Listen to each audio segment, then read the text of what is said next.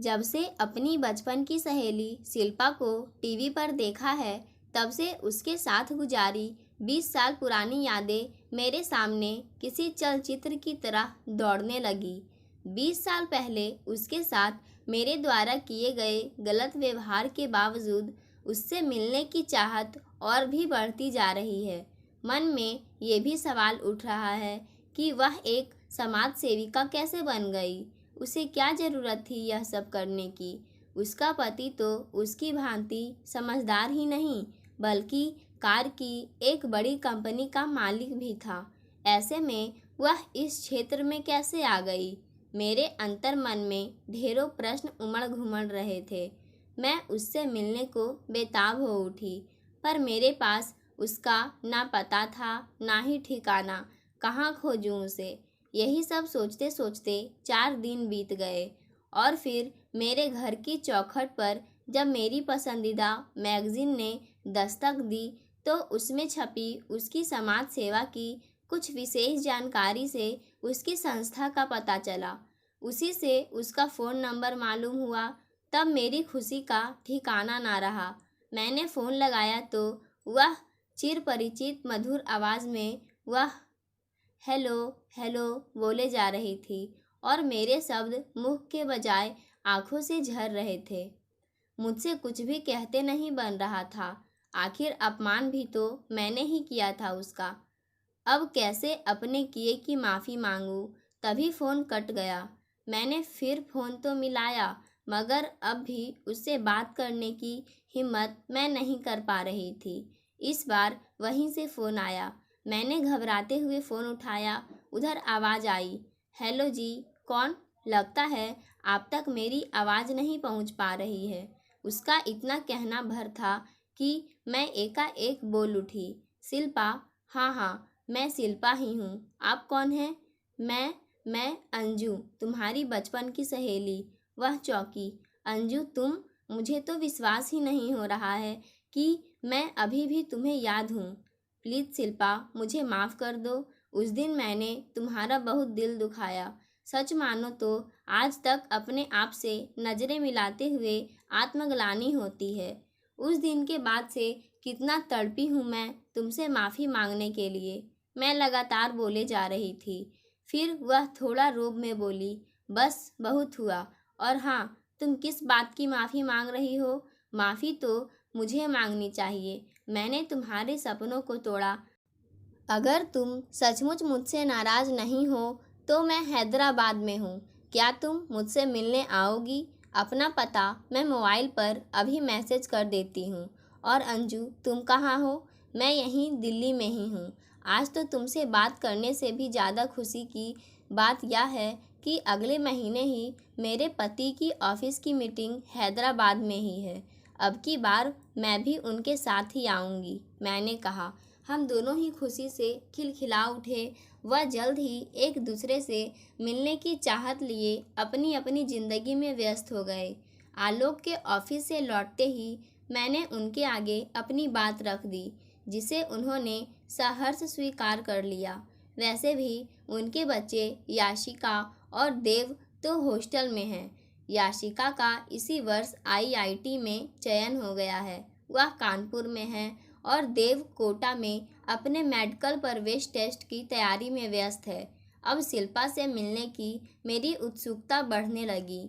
यूँ लगने लगा मानो दुख व नफरत के काले बादल छट गए और खुशियों की छाँव फिर से हमारे दिलों पर दस्तक देने को तैयार है। शायद आंसू और खुशी के इस सामंजस्य का नाम ही जिंदगी है। अब तो मेरा पूरा ध्यान ही शिल्पा पर केंद्रित होने लगा। फिर मैंने उसे फ़ोन मिलाया, यह जानने के लिए कि उसके पति कैसे हैं, बच्चे कितने हैं, कितने बड़े हो गए। पर शिल्पा ने फ़ोन पर कुछ भी बताने से मना कर दिया। मात्र इतना कहा, अभी इसे राज ही रहने दो, मिलने पर सब बताऊंगी। अपनी कल्पना में खोई मैं 2 बच्चों के हिसाब से उनके लिए कुछ उपहार आदि खरीद लाई। अगले दिन आलोक के ऑफिस जाने के बाद मैंने अपना पुराना वह एल्बम निकाला जो शादी के समय दादी ने मेरे कपड़ों के साथ रख दिया था। इसमें शिल्पा और मेरी बचपन की कई तस्वीरें थी। उन्हें देखते ही मुझे वर्षों पुराने उन रंगों की स्मृति हो आई जो कभी मेरे जीवन में गहरे थे, वह कभी उन रंगों की चमक फीकी पड़ गई थी। उन दोनों के अलग अलग रूप मेरे सामने चलचित्र की भांति आते जा रहे थे। कितना प्यारा था वह बचपन, जो कभी तो माँ की साड़ी के आंचल में छिप जाता था और कभी झांकने लगता था दादी की प्रेरणादायक कहानियों के माध्यम से। शिल्पा और अंजू की जोड़ी पूरे स्कूल में मशहूर थी।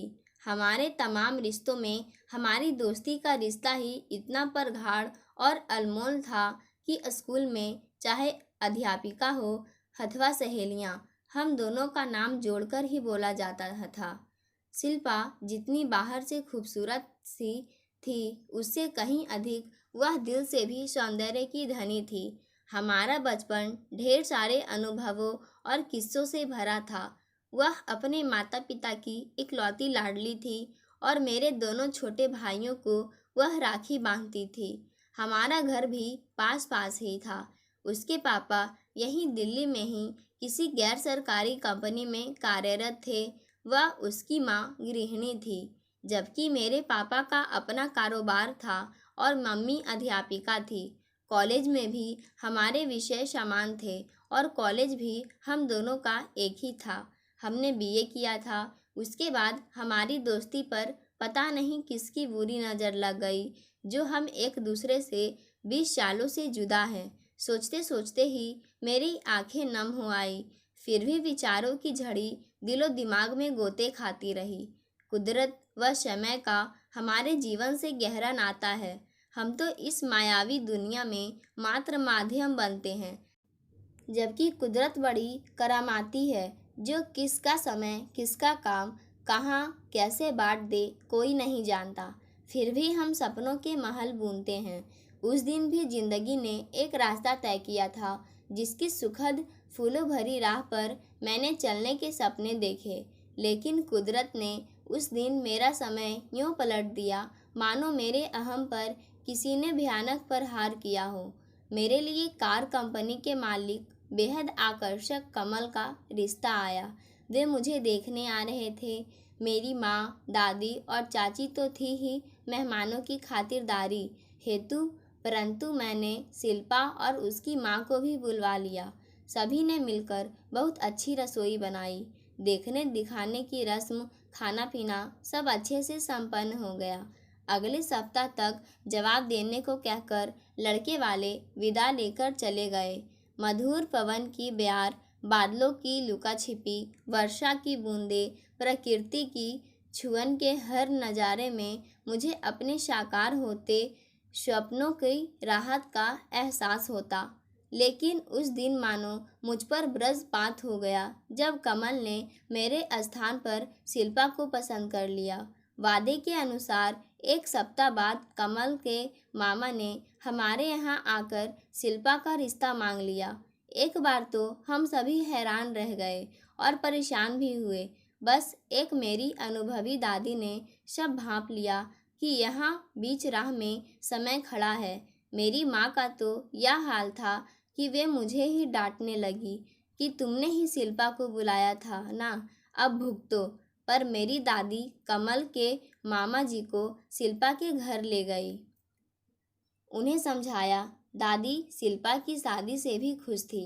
तनाव दोनों घर में था। मेरे तो सपने टूट गए। इतना अच्छा रिश्ता शिल्पा की झोली में जाने से मेरी माँ का स्वार्थ जाग उठा। वे शिल्पा व उसकी माँ को भला बुरा कहने लगी और मैंने अपने आप को एकांत के हवाले कर दिया। इस घटना से मेरे अंदर ना जाने क्या दरक गया कि मेरे जीवन का सुकून खो गया और मेरी मित्रता मेरे अविश्वास की रेत बनकर मेरे हाथों से यूं ढह गई, मानो हमारी दोस्ती एक छलावा मात्र हो, जिसे किसी स्वार्थ के लिए ही ओढ़ा हो। उधर शिल्पा नहीं चाहती थी कि हमारी दोस्ती इस तरह की वजह से समाप्त हो। मेरी दादी ने इस बीच पुल का काम किया। उन्होंने पापा को समझाया, शिल्पा भी हमारी ही बेटी है, बचपन से हमारे यहाँ आती जाती रही है, हम उसे अच्छी तरह जानते समझते हैं, फिर क्यों नहीं सोचते कि वह स्वार्थी नहीं है। वह हमारी अंजू के मुकाबले ज़्यादा खूबसूरत है, गुणी भी है। क्या हुआ जो कमल ने उसे पसंद कर लिया? अरे, अपनी अंजू के लिए रिश्तों की कमी थोड़े ही है। पापा दादी के बात से सहमत हो गए। मैं दादी की वजह से इस शादी में बेमन से शारीक हुई थी। विदाई के समय शिल्पा मेरे गले लगकर इस कदर रोई मानो वह मुझसे आखिरी विदाई ले रही हो। शिल्पा की शादी के बाद उसकी माँ से मैंने बोलना छोड़ दिया। लगभग 2 महीने बाद शिल्पा मायके आई। फिर वह मुझसे मिलने मेरे घर आई। मेरी दादी ने उसे बहुत लाड किया, पर मैंने और मेरी माँ ने उसके साथ अच्छा व्यवहार नहीं किया। मेरी माँ तो उसे अनदेखा कर बाजार चली गई और मैंने उसका हाल चाल पूछने के बजाय उससे गुस्से में कह दिया, अब तो खुश होना मुझे रुलाकर, मेरे हिस्से की खुशियाँ छीनी है तुमने। तुम कभी सुख से नहीं रह पाओगी। वह रोती हुई बाहर निकल गई और उसके बाद मुझसे कभी नहीं मिली। इस तरह की भाषा बोलना हमारे संस्कारों में नहीं था और फिर वह तो मेरी जान थी। फिर भी पता नहीं कैसे मैं उसके साथ ऐसा व्यवहार कर गई जिसका मुझे उस वक्त कोई पछतावा नहीं था। दादी को मेरा इस तरह बोलना बहुत बुरा लगा। उन्होंने मुझे बहुत डांटा और उसे मनाने के लिए कहा, पर मैं अपनी जिद पर अड़ी थी। मुझे अपने किए का पछतावा तब हुआ जब शिल्पा का परिवार दिल्ली को ही अलविदा कहकर जाने कहाँ बस गया। वक्त बहुत बड़ा मरहम भी होता है और सबक भी सिखाता है। वह तो निर्बाध गति से चलता रहता है और हर किसी को अपने हिसाब से तोहफे बांटता रहता है। मुझे भी आलोक के रूप में वक्त ने ऐसा तोहफा दिया जो मेरे हर वजूद पर खरा उतरा। इन 19 वर्षों में उन्होंने मुझे शिकायत का कोई अवसर नहीं दिया। मोटर पार्ट्स की कंपनी में मैनेजर के पद पर विराजित आलोक ने बच्चों को भी अच्छी शिक्षा देने में कोई कसर नहीं छोड़ी। अच्छे से अच्छे विद्यालय में पढ़ाना और घर पर भी हम सभी को हमेशा भरपूर समय दिया है उन्होंने। वक्त के साथ मैं बहुत कुछ भूल चुकी थी, पर आज शिल्पा के साथ साथ दादी भी बहुत याद आने लगी। सही कहती थी दादी, बेटा कभी ऐसा कोई काम मत करो कि तुम अपनी ही नज़रों में गिर जाओ। आज मेरा मन बहुत बेचैन था। मैं शिल्पा से मिलकर अपने किए की माफ़ी मांगना चाहती थी। मेरे व्यवहार ने उसे उस समय कितना आहत किया होगा, इसे मैं अब समझ रही थी। यादों के समंदर में गोते खाते वह समय भी नज़दीक आ गया जब हमें उससे मिलने जाना था। हैदराबाद की राहों पर कदम रखते ही मेरे दिल की धड़कनें तेज हो गई। अपने आप में शर्मिंदगी का भाव लिए बस यही सोचती रही कि कैसे उसका सामना कर पाऊंगी। हमारी आपसी कहानी से आलोक अनभिज्ञ थे। एक बार तो मैं शिल्पा से अकेले ही मिलना चाहती थी, सो मैंने आलोक से कहा, आप अपने ऑफिस की मीटिंग में चले जाइए, मैं टैक्सी ले लूँगी, शिल्पा से मिल आऊँगी। उन्हें मेरा सुझाव ठीक लगा। अब मैं बिना किसी पूर्व सूचना के शिल्पा के बताए पते पर पहुंच गई। उसी ने दरवाज़ा खोला।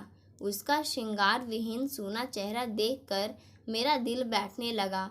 हम दोनों ही गले लगकर जी भर रोए, मानो आंसुओं से मैं अपने किए का पश्चाताप कर रही थी और वह उस पीड़ा को नैनों से बाहर कर रही थी जिसे मैं अब तक अनजान थी। मैं उसके घर में इधर उधर झांकने लगी कि बच्चे वगैरह है या नहीं। फिर मैं पूछ ही बैठी, कमल जी कहाँ है, कैसे हैं और बच्चे? मेरा कहना भर था कि उसकी आंखें फिर भीग गई। अब शिल्पा ने बीते 20 वर्षों से दामन में समाये धूप छाँव के टुकड़ों के शब्दों में कुछ यूँ बयां किया, कमल से मेरा विवाह होने के 4 महीने बाद ही एक सड़क दुर्घटना में वे हमें रोता छोड़कर हमेशा के लिए हमसे बिछड़ गए। ससुराल वालों ने इसका दोष मेरे सिर पर मढ़ा। उन्होंने मुझे घर में रखने से इनकार कर दिया। तो मैं मायके आ गई। मेरा दुख माँ से सहन नहीं हुआ और वे बीमार पड़ गई और 2 माह के भीतर ही वे भी मुझे छोड़ गई। पापा के किसी मित्र ने मेरे लिए दूसरा रिश्ता खोजा, पर मुझ में अब समय से लड़ने की और ताकत नहीं थी। मैंने दूसरे विवाह से मना कर दिया। पापा भी मेरी तरफ से परेशान रहने लगे, सो मैंने खुद को व्यस्त रखना शुरू किया। पहले पहल तो मैं किताबों में उलझी रहती थी, उन्हें ही पढ़ती थी। फिर भी एक दिन किसी ने मुझे समाज सेवी संस्था से जुड़ने का सुझाव दिया। मुझे यह बहुत पसंद आया। अगले ही दिन मैं उस संस्था से जुड़ गई और मेरे जीवन को एक नई दिशा मिल गई। पापा अपने पैतृक गांव चले गए। वहीं चाचा जी, ताऊ जी के परिवार के साथ उनका वक्त भी आसानी से कट जाता है और मुझे खुश देखकर उन्हें संतुष्टि भी होती है। यह कहकर वह मुस्कुरा दी। अब मेरे नयन बरसने लगे। मैंने अपने हाथ जोड़ उससे क्षमा मांगी, अपने उन शब्दों के लिए जो मैंने 20 वर्ष पहले गुस्से में उससे कहे थे। पर वह तो मानो विनम्रता, सहनशीलता और प्रेम की साक्षात रूप थी। मुझे गले से लगाकर बोली, याद है तुम्हें दादी ने क्या कहा था? सब समय से मिलता है। मेरा समय मुझे मिल गया। जो हुआ अच्छा हुआ। अब तो मेरी अपनी पहचान है। वह फिर मुस्कुरा दी। मेरी आंखें पोंछकर उसने मुझे पानी पिलाया और बड़ी ही फुर्ती से उठी। दौड़कर मेरे मनपसंद समोसे लेकर आई। इन्हें खाओ, मैंने खुद बनाए हैं, कहकर प्लेट मेरे हाथ में दी। फिर हंसते हुए बोली, आया ना माँ के हाथ के बने समोसे वाला स्वाद? उन्हीं से सीखे थे मैंने। मेरी आंखें फिर बरसने लगी। माहौल को खुशनुमा बनाने के लिए वह जोर से हंसी और बोली, अरे यार, इतनी मिर्च तो नहीं है इसमें जो तुम्हारी आंखों में पानी आ रहा है। कहकर उसने बर्फी का एक बड़ा टुकड़ा मेरे मुंह में ठूस दिया और मैं खिलखिलाकर हंस पड़ी। बहुत देर तक हम बातें करते रहे। इस बीच उसकी संस्था से उसके पास कई फ़ोन आए। सभी प्रश्नों के वह संतोषजनक उत्तर देती और फिर हम वापस पुरानी यादों में खो जाते। वहाँ से वापस लौटते समय बड़े ही भय के साथ मैंने वो उपहार उसे देने चाहे, पर साहस ही नहीं जुटा पा रही थी। शायद उसने मेरा मन पढ़ लिया था। तभी वह चहक कर बोली, तुम इतने सालों में मिली हो, मेरे लिए कोई तोहफा तो ज़रूर लाई होगी। इसे दो ना मुझे। बच्चों की तरह मुझे झकझोर कर कहने लगी, तुमसे तोहफा लिए बिना तो तुम्हें यहाँ से जाने ही नहीं दूंगी। वह फिर मुस्कुराई। अब मैंने उसकी बात मानते हुए उन उपहारों को उसे भेंट किया। मेरे नयन अभी भी सजल थे। उपहार लेते समय वह खुशी से मानो उछल पड़ी हो। मेरे तो बहुत सारे बच्चे हैं, ये उपहार पाकर वे बहुत खुश होंगे। इसे तो मैं ड्राइंग रूम में सजाऊंगी। ऐसा कहकर उसने मेरा और मेरे लाए हुए उपहारों को बहुत मान रखा। यूं ही सुकून का एहसास दिलाती सधी हुई बातों से वर्तमान लम्हों को पूरे मन से जीने का कौशल सिखलाती। उत्साह से भरपूर वह मुझे बाहर तक विदा करने आई, इस वादे के साथ कि कल रविवार को आलोक के साथ फिर मिलने आना है। मैं वहाँ से चल दी। गाड़ी में बैठे पूरे रास्ते मेरे मन में एक अजीब सी उलझन हिचकोले खाती रही। अपनी जिंदगी, अपने सपने, मात्र अपना ही भला चाहने के स्वार्थ में मैंने उस बेकसूर को ना जाने क्या क्या कह दिया था। फिर भी उसके नयनों में स्नेह, हृदय में प्यार और अपनापन देखकर मैं स्वयं को बहुत बड़ी अपराधहीन महसूस कर रही थी। दादी की जिस सीख को मैंने अपनाना तो दूर, कभी उसे तवज्जो भी ना दी, आज फिर याद आई। वही दादी जो कहती थी, सब कुछ नियति तय करती है, हम सभी उस नियति के मोहरे मात्र हैं। कभी भी किसी से आहत करने वाले शब्द मत बोलो कि उसके घाव कभी भर ना पाए और वे नासुर बन जाए। अब लगता है शायद नियति ने ही ऐसा तय कर रखा था कि मेरे स्थान पर शिल्पा आ गई। उसने भी मित्रता का क्या खूब फर्ज निभाया। मेरे जीवन में आने वाले बुरे समय को उसने सहर्ष स्वीकार कर लिया। वह भले ही सब कुछ भुलाकर मुझे माफ़ कर दे, पर मैं अपनी ही नज़रों में ताउम्र उसकी अपराधिनी ही रहूंगी। पाठकों, आज की कहानी यहीं समाप्त होती है। धन्यवाद।